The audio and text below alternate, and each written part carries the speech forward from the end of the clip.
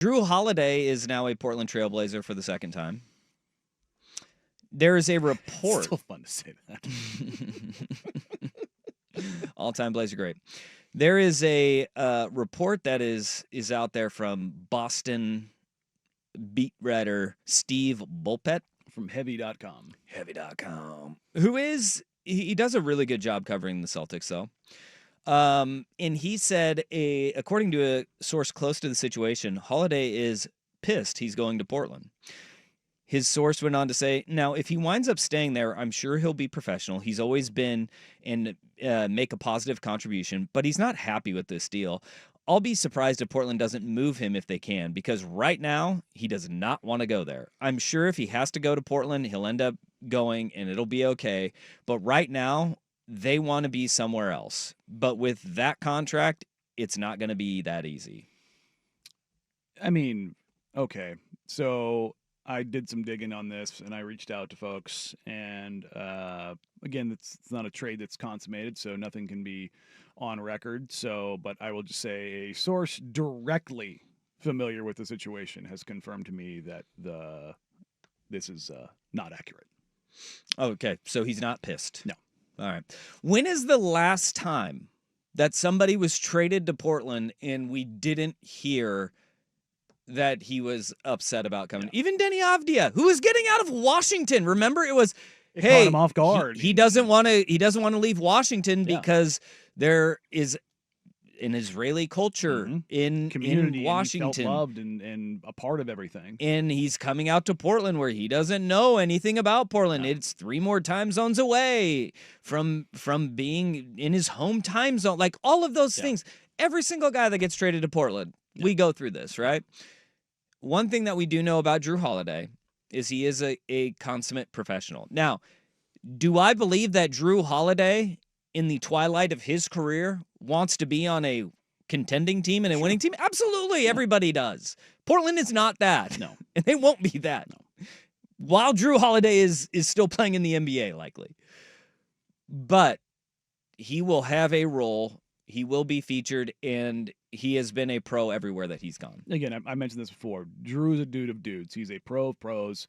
And I was told that basically Jrue was let know more than a week ago that he was going to be moved because of the salary stuff. And that was, everybody knew, like, of course everybody knew that because everybody else can see the books, but he knew that he was going somewhere. Mm-hmm. And because of his salary, there's only so many destinations. Yeah. Like, where does this fit? Where does this make sense?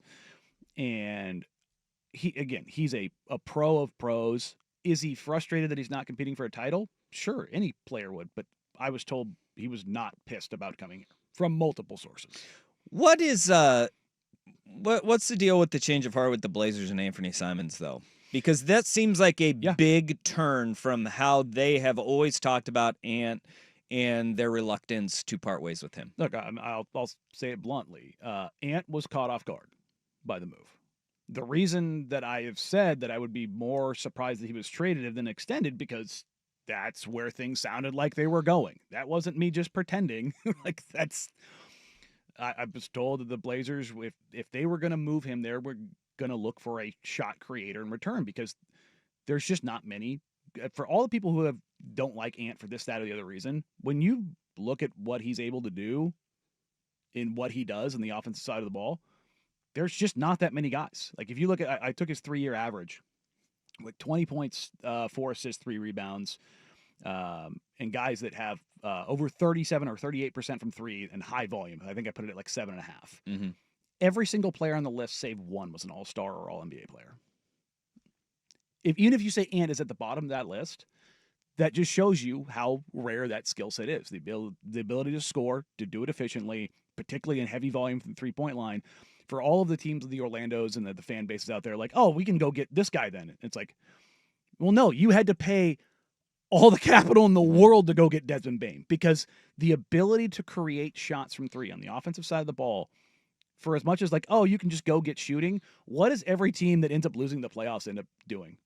Oh, man, we needed more shooting. Yeah. Because it's a rare and hard commodity to find. It is, but also with Ant, there was the other end of the floor was significantly bad. I- And he wasn't as prolific of a shooter to get away with not being that good. Yeah, and I defensively. think a lot of that has to do with some things that changed and working some things out, particularly as the season advanced. And I mean, most guys on that roster last year struggled to start the season because of so many changes and identity and roles kind of being ubiquitous. And I'm not saying that as an excuse for Ant. It's just look at everybody. Everybody for the first 2 months of the season just struggled. Yeah. Up and down the roster. Yeah. Nobody looked good for the first 2 months, and then you started to see guys understand roles and contributions and where to fit in. And again, this move happening caught everyone by surprise. And I was told that this was a deal that came together over a couple of days, and it was very, very quiet. But much like any transaction in the NBA, transactions are formed by a set of ideas in achieving goals and relationships.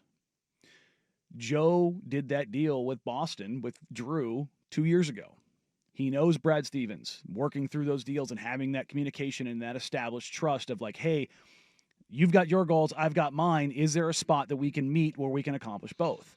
And for, everybody says, or, one team fleeced the other or something like that. Not just this transaction, or any transaction. If a team is accomplishing the goals they want to accomplish, that's the bottom line. Yeah. If like with Boston right now, their goal is to slash payroll. And if they can, however they can do it in the best possible way, they're going to do it. And if that makes sense for a team like Portland or Atlanta to get Jrue Holiday or to get Kristaps Porzingis, that's the way you go down it. But it was a shift, I believe, as far as Anthony Simons is concerned. But I don't think this was a clear the deck because here comes Scoot and Shea. This was, we like Jrue Holiday. We think he's good. We think as an overall talent perspective, he fits better what we want to do. While Jrue is certainly going to be a mentor and a leader, I don't think they made this deal so that he can sit behind Scoot and Shea and be the cheerleader and lead them. Like this is not the Master Splinter Ninja Turtle thing. This is Jrue Holiday still a player and they think he's good. He does have some tread left on the tires. Mm-hmm. It's not a lot. And I know that that's the gripe with a lot of people out there is like Ant has so much more NBA ahead of him. But there is this aspect of it too in that, look, the Blazers, and I will give them credit for this, and they did not overvalue him. Mm-hmm. And they made a deal that I think is a fair swap back and forth. And it's a two-way street, too, where they may have been having the conversations with Anthony Simons or hearing in league circles that maybe Ant wasn't just going to sign the extension and just be willing to stay in Portland, that he would have tested the free agent market, and then the guy walks for free, then you're sitting there with your pants down. You don't get anything in return. No. Now you have the ability to, and it will be difficult because that is a $33 million for Jrue Holiday. To move that, but at least you have a shorter term on that deal where you can get not a 4 or 5 year deal. No, it's 3 years left, and if Ant signs an extension, you're looking at 5 years. Yeah, for at least 4. Yeah, at minimum 4, likely 5, right? And text line is like Ant's value, or he's so prolific that the Blazers need to include 2 second-round picks. I'm just going to say this, and this doesn't pertain to the Blazers; it pertains to the NBA at large. Second-round picks mean crap. Well, it is. Salaries have to match. Jrue makes more than Ant. Those 2 second-round picks have a value attached to them. That makes the trade work. Well, not even just that. But because you can't do the cash anymore. Well, no, they not even that. They include the capital because they included the capital. But here's the thing, and this is something I've heard from front offices around the NBA.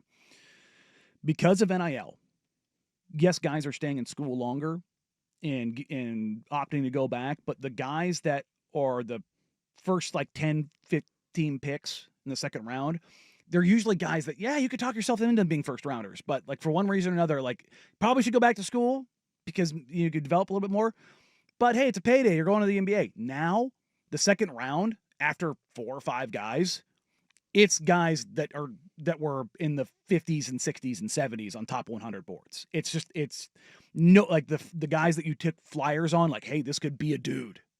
Those guys aren't don't get me wrong. There's going to be a guy or two that ends up popping in there because there's the and they're going to be the college seniors that have been around the block and they just are veterans. Whereas most of these guys are going to get drafted in the first round, historically speaking, are all 19 to 21 but they're years all old. Going back to college because they're getting $1.5 to $3 million to Yeah. go back. And so the value of second round picks, just talking to front offices around the league, after like pick 35, 36, teams are just throwing their hands up like, it's not a great crop of like, hey, here's a great project. Like anybody is caught up with second round picks in the NBA. I mean, just go and look at second rounds historically. There's one or two guys. Yeah.